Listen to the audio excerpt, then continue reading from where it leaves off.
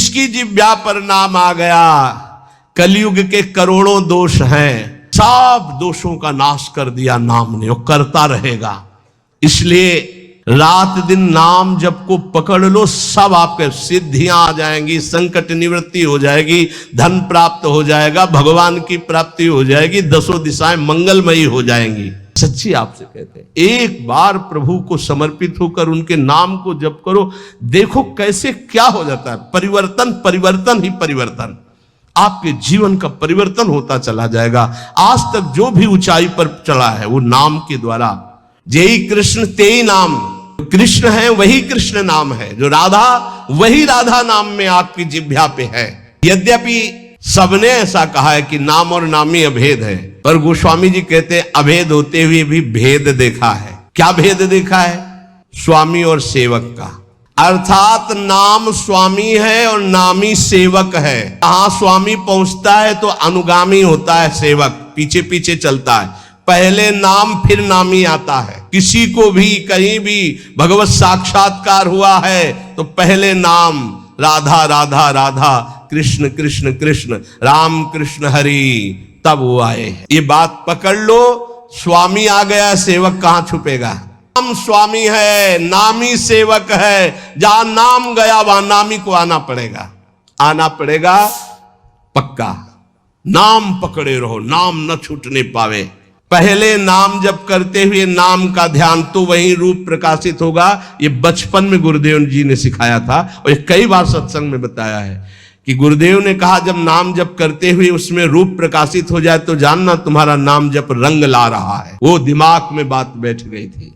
गुरुदेव ने कहा था हर श्वास नाम चलना चाहिए बचपन में, बस जीवन भर लक्ष्य यही रहा है कि मेरा नाम निरंतर चले, जो गुरुदेव ने दिया है। उठते बैठते चलते फिरते जागते सोते सब समय नाम का अभ्यास। इसीलिए जब इस पर ध्यान गया तो माला गौड़ हो गया। जब ये ध्यान गया कि निरंतर नाम चलना चाहिए तो फिर माला में विक्षेप अनुभव होने लगा। बोले फिर कैसे ध्यान करें? बोले राधा लिखो, बार बार राधा राधा राधा।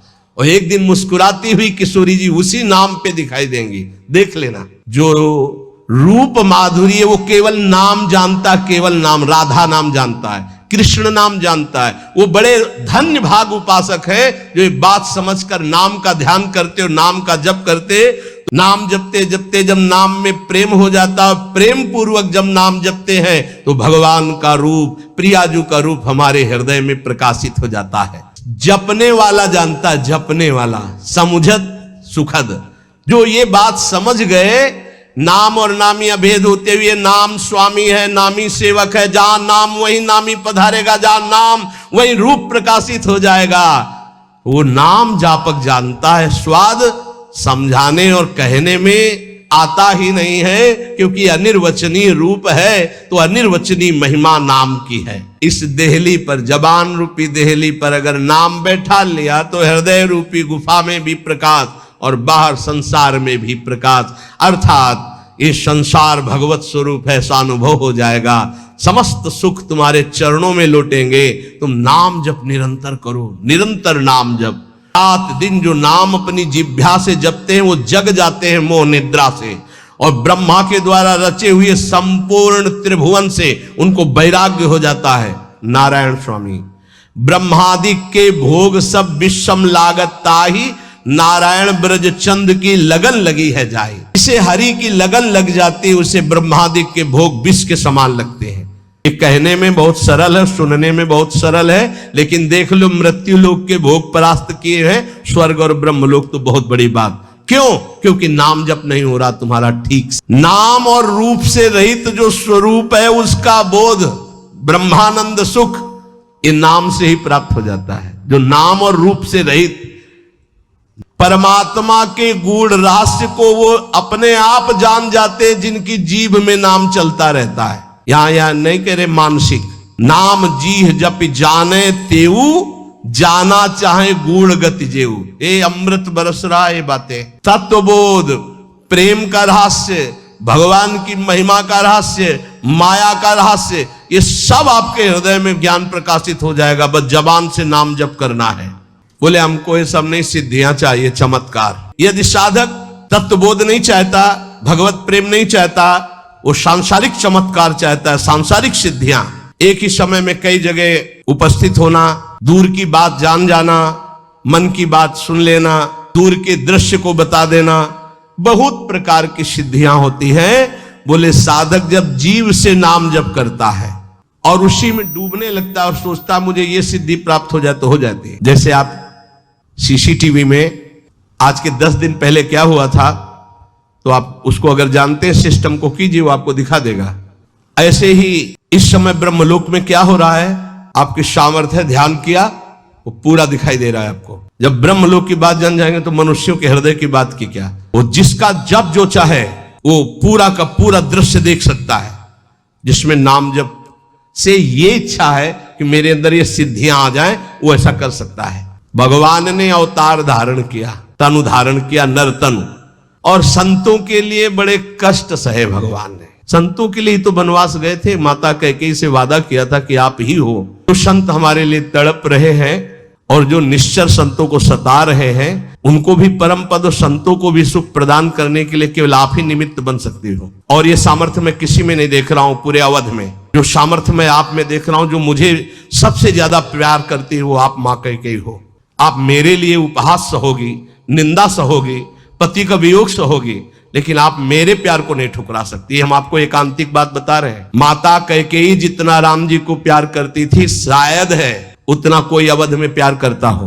भगवान श्री राम एकांत में माता कैकेयी से कहा, मां मैंने पूरी अवध में देखा है कि आपसे ज्यादा मुझे कोई प्यार नहीं करता, और ये सामर्थ्य केवल अधिक प्यार करने वाले में ही होती है। तो आप मेरे लिए निंदा सहेंगी, मेरे लिए आप अपमान सहेंगी, मेरे लिए पुत्र वियोग, मेरे लिए पति वियोग, ये केवल आप ही सह सकती हैं। इतना त्याग आप कर सकती हैं, मुझे पता है, क्योंकि आप हृदय से बहुत बहादुर हैं। देवासुर संग्राम में साथ गई थी कैकेयी जी महाराज चक्रवर्ती सम्राट दशरथ के। भगवान राम जी इसीलिए कह रहे हैं कि आपका हृदय वीर रस से भरा हुआ है, आप सह सकती हो मां, बस एक मेरी इच्छा है। तो उन्होंने कहा, हे राम तुम्हारे लिए अभी प्राण त्याग सकती हूं, तुम्हारे लिए सब कुछ त्याग सकती हूं। तो उनका आपको बस जिसलिए मेरा अवतार हुआ, मैं संतों के सुख के लिए अवतरित हुआ हूं, मैं अवध का राजा अभी नहीं बनूंगा, अभी आपको मुझे वनवास भेजना ही होगा। मां कैकेयी ने एकांतिक भगवान की आज्ञा का पालन किया, ये ध्यान रखना। कैकेयी जी का हृदय बहुत रघुनाथ जी के प्रेम में डूबा, ये कोई नहीं जानता। सर्वश्रेष्ठ प्रेम मां कैकेयी का, जिन्होंने अपना अपमान सहा, निंदा सहा, लेकिन राम जी की इच्छा की पूर्ति की। ये अंदर की बात कह रहा हूं। भरत जी ने कभी मां नहीं कहा। जब राम जी वापस अयोध्या आए तो उन्होंने कहा, बेटा तुम्हारी पूरी बात मानी थी, पर मैं एक बात नहीं सह सकती, अपने पति का वियोग सह गई, लेकिन मेरे भरत ने आज तक मां नहीं कहा। बेटा अब मेरी इच्छा एक बार मां कहला दो। तो राम जी जा रहे थे, भरत जी को सूचना मिली कि राम जी ये कहलाने के लिए आ रहे हैं। तो उनकी जो दशा हुई वो देखकर भगवान वापस हो गए कि ऐसा नहीं है, एक बार भी मान। इतना कष्ट सहा माता कैकेयी ने, लेकिन राम जी की इच्छा का पालन किया। ध्यान रखना, कोई कैकेयी को कभी दोष मत देना। मां कैकेयी को अयोध्या में कोई ऐसा प्रेमी नहीं था जैसी मां कैकेयी प्रेमी थी, क्योंकि रघुनाथ जी का वियोग, भरत जी का वियोग, महाराज दशरथ का वियोग, पूरे अयोध्या वासियों की निंदा का पात्र बनकर राम जी की इच्छा की पूर्ति की। ये माता कैकेयी है, दूसरे में इतनी सामर्थ्य नहीं थी। ये आंतरिक बात कह रहा हूं, भगवान के द्वारा जो हृदय में प्रेरित की गई और जो हमारे हृदय में उल्लसित हुई, वो बात आपको कह रहा हूं। भगवान ने तन रखा संतों के सुख के लिए। राम भगत हित नरतन उधारी, सही संकट किए साधु सुखारी। लेकिन नाम ने, राम जी तो प्रकट होकर एक सुनने में आया कि अहिल्या जी का उद्धार किया, लेकिन नाम ने करोड़ों की कुमति रूपी अहिल्या का उद्धार कर दिया। करोड़ों, चाहे स्त्री हो चाहे पुरुष, जिसने नाम पकड़ा उसको परम पद प्रदान कर दिया। ये साफ शास्त्रों को मथ कर निकाला गया है कि नाम के समान केवल नाम है, इसलिए कुछ भी जानना बाकी नहीं रह जाएगा, कुछ भी पाना बाकी नहीं रह जाएगा। सबसे प्रार्थना है बस नाम में लगो, खूब नाम जप करो। नाम जप से सब सिद्धि प्राप्त हो जाएगी। निरंतर नाम जप करो। गुरु प्रसाद से ये हमारा आखिरी जन्म, ऐसा निश्चय करो और खूब नाम जप करो, पक्का भगवान की प्राप्ति हो जाएगी। हमारी बात मान लो, पर नाम न छोड़ना। छूट जाएगा तो भी प्राप्ति होगी, ये भी बात समझ लो। आप कहोगे ऐसे कैसे? भजन जानते हो किसे कहते हैं? नाम जप एक भजन का अंग है। भजन किसे कहते हैं? जो अंदर से एक आश्रय होता है, झीना वो होता है, बहुत पतला होता है, वो मोटा नहीं होता है, झीना, उसे कच्चे धागे का बंधन कहा जाता है। वो बहुत झीना होता है, अंदर से जो आता है ना, हमारे माई श्यामा जू को राज, इससे होती भगवत प्राप्ति। आश्रय इसे कहते हैं। इसमें कुछ नहीं चल रहा, मूर्छित पड़े तो भी भगवत प्राप्ति हो जाएगी, क्योंकि आश्रय है। आश्रय काहू के बल भजन को, काहू के आचार और व्यास भरोसे कुंवर के, सोवत पाव पसार को तो समझते हो, हमारा काम हो गया। क्या हो गया? मेरी महारानी श्री राधा रानी। ये अंदर है, अंदर देख लेना, ये बहुत झीना अंदर होता है। जैसे कोई भजन की बात कहे कि तुम्हें डांटे, न साधन है न भजन है, मनमानी आचरण, तुम्हें भगवत प्राप्ति दुर्गति होगी, तो वो झीनी बात तुम्हारे अंदर चलेगी। वैसे हूं तो ऐसा ही जैसा आप कह रहे हैं, लेकिन भरोसा ये है कि आपका होकर श्री जी का हो कि भला दुर्गति कैसे हो सकती है। वो अंदर की जो बात है, वो अगर ऐसे उत्तर में आ रही है ऐसी बात, पक्का आपका पास बन गया है, पक्का। हम छोड़ सकते हैं प्रभु, हमारी आदत है, हमारा स्वभाव है, हमारे प्रभु की आदत, प्रभु का स्वभाव नहीं।